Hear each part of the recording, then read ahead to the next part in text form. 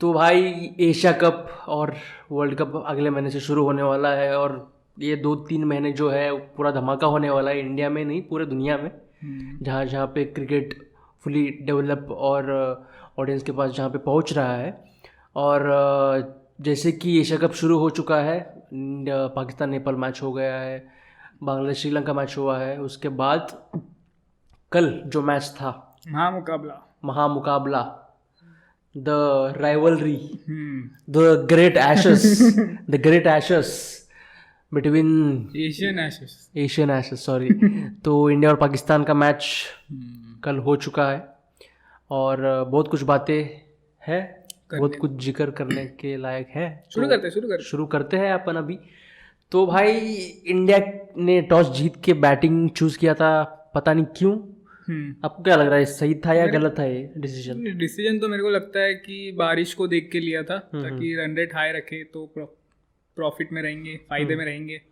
But मेरे को लगता है कि उतना फायदा हुआ नहीं डिसीजन का वैसे। अच्छा, तो आपको ऐसा क्यों लग रहा है कि मतलब अगर बारिश हो रहा है, अगर बैटिंग फर्स्ट करेंगे तो ही एडवांटेज रहेगा टीम की? मतलब मुझे लगता है उन्होंने सोचा रहेगा कि बैटिंग ले लेते हैं, विकेट जाने नहीं देते, थोड़ा अच्छे रन रेट से रन बना लेंगे, बारिश हो भी गया तो फायदे में रहेंगे।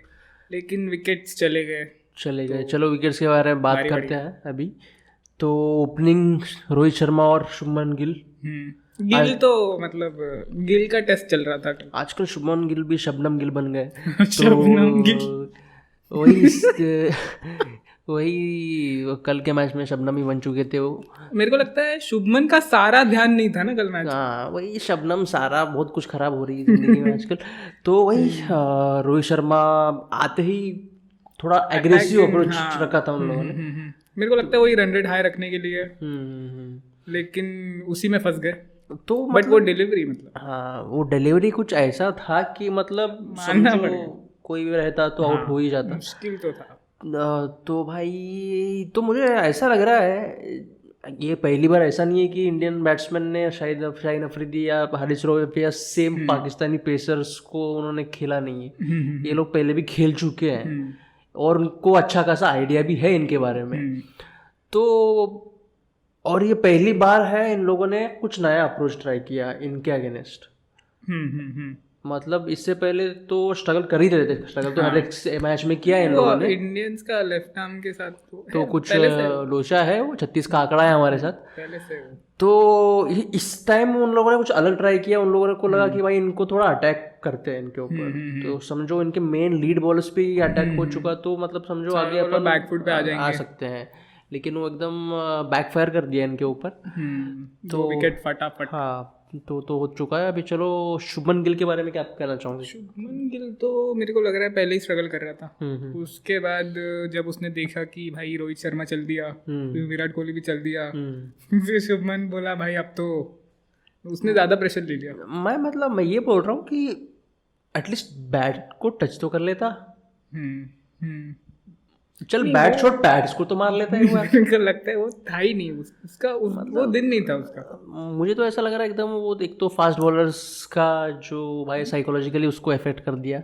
और एक स्टेज है जिसको कहते हैं इंडिया और पाकिस्तान मैच का स्टेज, वो उसको उसने नॉर्मल मैच का प्रेशर इधर, इंडिया पाकिस्तान का इधर, तो उसको एकदम साइकोलॉजिकली इफेक्ट हुआ है।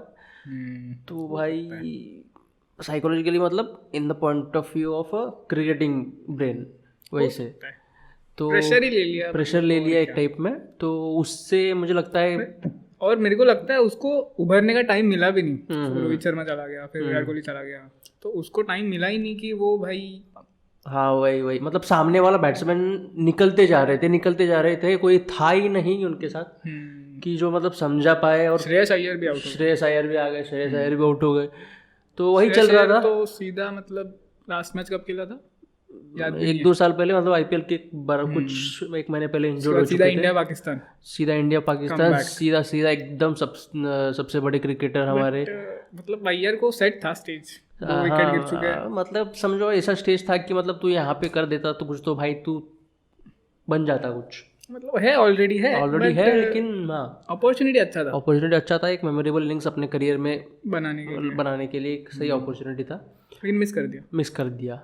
लेकिन वही अपॉर्चुनिटी किसी और को भी मिला और उसने भाई एकदम ऑलरेडी डिबेट चल चल ही रहा था, मतलब सोने का खजाना रखा हुआ था सामने, विश्वेश्वर सर को भी उठाने के लिए मतलब चांस था, ईशान किशन को उठाने के लिए भी चांस था, भाई ने खजाना नहीं पूरा सोने का ट्रक उठा लिया, ऐसा लगता है ना। तो भाई साहब ने तो भाई एकदम चिंदी काम एकदम कर दिया, मैच को खत्म कर दिया उसने, मतलब डिबेट ही खत्म कर दिया वो इनिंग्स में।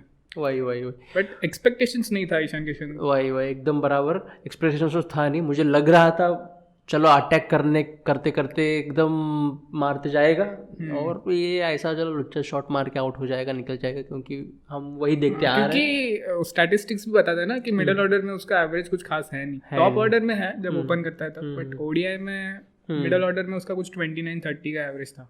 अच्छा, ऑलरेडी बहुत कम था, एक्सपेक्टेशंस बहुत ही कम थे, और भी कम था शायद 29-30 भी नहीं था शायद, और कम था, लेकिन मिडिल ऑर्डर में आना और इंडिया पाकिस्तान के मैच में और जिस तरह से हमारे लास्ट बैट्समैन जो आउट हो रहे थे और जिस तरह से उनकी बॉलिंग लाइनअप थी, मुझे तो एक्सपेक्ट नहीं था, किसी को नहीं था, मुझे लगता है ऑडियंस को भी एक्सपेक्ट नहीं था और सामने वाले के बॉलर से हुए उनको भी एक्सपेक्ट नहीं था। उनको लग रहा था ये सब निकल जाएगा, दूसरा आएगा, निकल जाएगा, दूसरा आएगा, मतलब रोहित विराट चले गए, ये क्या ही कर पाएगा भाई। लेकिन बोलते हैं ना, जहाँ देश में प्रॉब्लम आता है वहाँ पे बिहारी आ जाता है, तो मतलब वही हुआ, बिहार के लाला ने पकड़ लिया देश की इज्जत को। तो भाई ईशान किशन के बारे में तो हो गई बातचीत, उनके साथ और एक प्लेयर थे, उनसे वाइस कैप्टन है और उनसे एक्सपेक्टेशन थी और हमेशा रहती भी है, ऐसे सिचुएशन में वो सामने आ जाते हैं, पता नहीं क्यों हर बार। तो भाई हार्दिक पांड्या मुझे लगता है भाई बहुत मैच्योर प्लेयर बन चुके हैं जब से कम बैक किया उन लोगों ने, और कमबैक भी, और जब से वाइस कैप्टन बने तब से रिस्पांसिबिलिटी बहुत रिस्पांसिबिलिटी, मतलब क्रिकेटिंग स्ट्रैटेजी, क्रिकेटिंग स्टाइल में थोड़ा मैच्योरनेस दिख रहा है अभी। हार्दिक पांड्या मेरे को लगता है जब से आईपीएल में कैप्टन बने तब से कुछ गेम चेंज हुआ है। हाँ अच्छा हुआ, एटलीस्ट आपने बोल दिया कि जब से कैप्टन बना अच्छा हुआ, ये नहीं बोला आपने कि जब से शादी हुआ है तब से। नहीं ना, वैसे नहीं, बट कैप्टन जब से बना है तो थोड़ा हो चुका है, बेटर प्लेयर बने। तो हार्दिक पांड्या जैसे मतलब ईशान किशन खेल रहे थे, जिस तरह से खेल रहे थे, हमको एक बैट्समैन चाहिए था सामने जो ईशान किशन को साथ दे और someone experience like Hardik Pandya. तो भाई वो एकदम था भी हार्दिक पांड्या ही ना, हार्दिक पांड्या, जडेजा और शार्दुल से क्या एक्सपेक्ट करेंगे? चलो जडेजा से कुछ एक्सपेक्ट कर सकते थे, लेकिन मुझे लग रहा है शार्दुल से कुछ मतलब आगे तो जाते मतलब लॉर्ड पे आएंगे, लॉर्ड थे, मतलब वो तो बॉलर्स थे तो समझ सकते, कुछ एक्सपेक्ट करना भी नहीं चाहिए हम लोगों को, लेकिन हार्दिक पांड्या ने जिस तरह से इनिंग्स को संभाला और आगे लेके गए और ईशान किशन को एक सेट बैट्समैन की ज़रूरत थी सामने उनके साथ, तो जिसकी वजह से अपन ईजिली स्ट्राइक रोटेट कर रहे थे और करंट रन रेट मेंटेन हो रहा था, 5 से नीचे अभी तक नहीं आया था, पूरे इनिंग्स में 5 से नीचे आया ही नहीं रन रेट, 5 के ऊपर ही चलता गया और दैट इज़ व्हाट एक पॉइंट ऐसा आ गया था कि मतलब लग रहा था कि टारगेट 320 उधर तक चला जाएगा, लेकिन ऐसा लग रहा था हम लोगों को। फिर उनके फास्ट बॉलर्स का सेकंड स्पेल स्टार्ट हुआ 35th ओवर के बाद, मतलब सेकंड बीच वाला फेज में भी मेरे को लगता है पाकिस्तान ने गलती कर दिया कि फास्ट बॉलिंग रुका दिया और उनके बेहतरीन बॉलर्स को लेकर आ गए वो। हाँ तो भाई बेहतरीन बॉलर्स मतलब स्पिनर्स जो मतलब Muttiah Muralitharan coaching and institute of technology से सीख के आए थे वो लोग, लूज बॉल्स, मतलब समझ में नहीं आ रहा है, मतलब स्पिनर्स थे या वो वही है ना कि नेट्स में बेचारे डालते नहीं है ना, सीधा मैच में उनको बॉल दिया जाता है। वही बेचारे को मतलब वो लोग मतलब उनको आदत हो गई है कि बस फास्ट बॉलर्स पे नेट में प्रैक्टिस करने का, उनको लग रहा है भाई स्पिनर से क्या है, मुझे तो लगता है पाकिस्तानी लोग स्पिनर्स को बॉलर भी नहीं समझते। हो सकता है हो सकता है। उनको लग रहा है बस बॉलर्स मतलब फास्ट बॉलर्स। उनको मेरे को लगता है कि ऐसे वो थक जाते तो इनको दे देते कि भाई हाँ, तुम मुझे लोग तो डाल ऐसा दो। लग रहा है जो मीडियम पेसर्स रहते हैं वो लोग उनको भी बॉलर नहीं समझ पाते। बस बॉलर उनको समझते हाँ, हैं जो जो 150 डाले, हाँ, वही बॉलर 150 जो डालता है वही बॉलर है। तो स्पिनर विनर को उनका कुछ इंपॉर्टेंस है नहीं, और ऐसा कुछ प्रोड्यूस भी नहीं किया अभी तक उन्होंने। सैयद अजमल से बाद, जब सैयद अजमल रिटायर्ड हो जो है उसके बाद से उन्होंने किसी ऐसा तगड़ा स्पिनर कोई था भी नहीं, ऐसा कुछ प्रोड्यूस किया भी नहीं है। और ऐसे ही पार्ट टाइमर बॉलर जैसे मोहम्मद नवाज, शाहिद अफरीदी, ये सब तो मतलब चलते आ, लेकिन ऐसे बड़ा खिलाड़ी अभी तक मुझे लगता पाकिस्तान ने प्रोड्यूस किया है। तो वहीं भाई पे मेरे को लगता है इनिंग्स हाँ। चेंज हो गया। हाँ मतलब ईशान किशन का एकदम मतलब प्रेशर में था, रन्स नहीं बनने रहे थे, ईशान किशन वेट ही कर रहा था भाई वेटिंग। हाँ स्पिनर्स आए तो मतलब दिखा कोई दो। आए और मतलब कोई आए, मतलब स्पिनर आए उसको मैं एटलीस्ट एक 10 रन पर ओवर ऐसा करूं, लेकिन शादाब भाई आ गए। हाँ, शादाब भाई ने 2 फुल टॉस दिए और 2 फुल टॉस चौके चले गए, और लॉलीपॉप मुझे डाल लगता है वही फेस था, वही इंस्टेंट था जब इंडिया ने कम बैक किया। वो 2 जो चौके गए ना उसके बाद से शुरू हो गया, धाराधानी का शुरू हो गई। उसके बाद अपना मोहम्मद नवाज आ गए, मोहम्मद नवाज को भी ऐसे ही किया। फिर उनका और एक स्पिनर है जिसका नाम भी नहीं पता, तो समझ जाओ कितना बड़ा प्लेयर है वो। तो समझो कि वही है ना कि वो लोग हम इतना बड़ी लेगेसी छोड़ के जा रहे हैं, इतनी बड़ी लेगेसी है हमारी स्पिनर्स के रिलेटेड, और ये भाई साहब ऐसे ऐसे चोमू स्पिनर्स लेके आ रहे हैं टीम वाले। बट हार्दिक पांड्या ने भी कुछ कड़क शॉट्स मारे थे, बहुत कड़क शॉट, स्पेशली Middle ही कर अपना सेकंड स्पेल में जब हारिस रऊफ ने कमबैक किया था भाई, वो उस फेस में मतलब एकदम ऐसे चापट मार रहे थे एकदम, अपना बेस्ट देते देते रह गया। बस। मतलब वो जो मतलब हाँ अब मान सकते हैं भाई, शाहीन शाह अफरीदी के पास बस पेस नहीं है, दिमाग में भी है। मतलब भाई ने स्लोअर बॉल डाला, मारने गया सीधा हाथ में चला गया बॉल।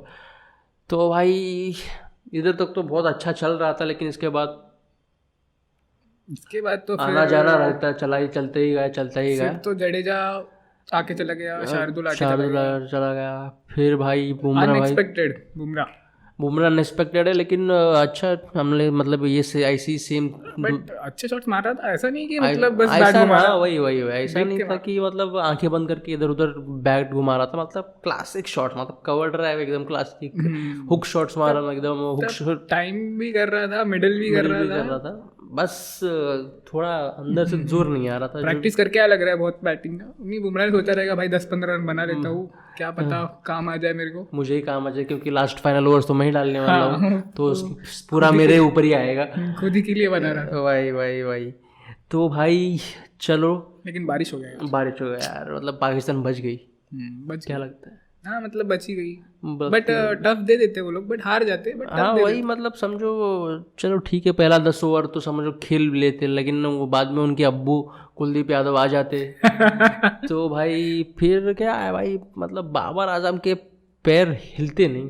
हाँ, और दोनों पैरों के नीचे से मजा आ जाता अगर हो जाती बॉलिंग अपनी, तो टेस्ट हो जाते अपनी। मुझे तो लग रहा है भाई बारिश गिर के पूरा मूड खराब कर दिया। बेचारे टिकट्स लेके गए थे, आधी नींद देख के निकल गए बेचारे टिकट्स और बेचारे स्पॉन्सर्स। मतलब स्पॉन्सर्स किससे याद आया है, हमारा भी स्पॉन्सर्स है, बस हम दिखाते नहीं है। तो भाई हाँ, जिस तरह से अभी अपना सेकंड इनिंग्स के बारे में याद आया, आपको क्या लग रहा था, क्या हो सकता था कि अगर सेकंड इनिंग्स में? मेरे को तो लग रहा था कि टफ दे देते वो लोग, बट क्योंकि बारिश हो रहा था तो शायद 20 ओवर्स का हो जाता तो मज़ा आ जाता। 20 ओवर्स में क्या 155 चेस करना था, अगर वो होता तो मज़ा आ जाता। टफ हो जाता, बट मेरे को लगता जीत जाते पाकिस्तान। बुमराह है, डेथ ओवर, जीतना तो मुश्किल था, बट टफ तो दे देते वो लोग मैच, वो तो हो जाता। वन साइडेड तो नहीं होता मैच, वो तो था, बट कोई नहीं, हो जाएगा, वापस हो जाएगा, आएंगे, फिर से आएंगे, देख लेंगे, देखते हैं। अगर पाकिस्तान सेमीफाइनल जीतती है और फाइनल में आती है तो ज़रूर हम इंडिया मिलेंगे, हम लोग उधर फाइनल में मिलेंगे, हम तो सीधा फाइनल में मिलेंगे आपसे।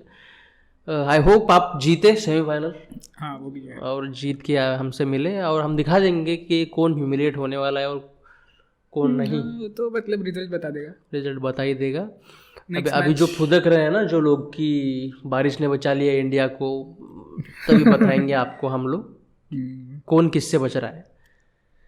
तो भाई नेक्स्ट मैच नेपाल। नेपाल का मैच है, देखते हैं नेपाल के मैच में क्या होता है। नेपाल के साथ तो जीत ही जाएंगे मतलब। मतलब देखो ये सीन है कि अभी बस अपने अपने पास वो मीमर्स के पास रेडी है टेम्पलेट। हाँ नेपाल के साथ मारेगा ट्रोल करेंगे, नहीं मारेगा तो भी ट्रोल करेंगे। वो तो है, वो तो ये है। तो होने वाला है, अपने पास दोनों टेम्पलेट रेडी है। नहीं बट नेपाल के साथ अगर हार गए तो भाई तो हार आ जाओ तो भाई समझो मत ही जाओ तुम इंडिया वापस मत ही जाओ, उधर ही रुक जाओ, श्रीलंका में ही रुक जाओ, बीच पे मस्त बियर मारते वहीं पे एंजॉय करो। हाँ मतलब मेरे को नहीं लगता कि नेपाल के साथ हार गए तो अपना वर्ल्ड कप जाना भी चाहिए। मैं तो बोलता है वो दूसरी टीम ही भेज दो वर्ल्ड कप, अगर नेपाल के साथ भी हार गई ये टीम तो।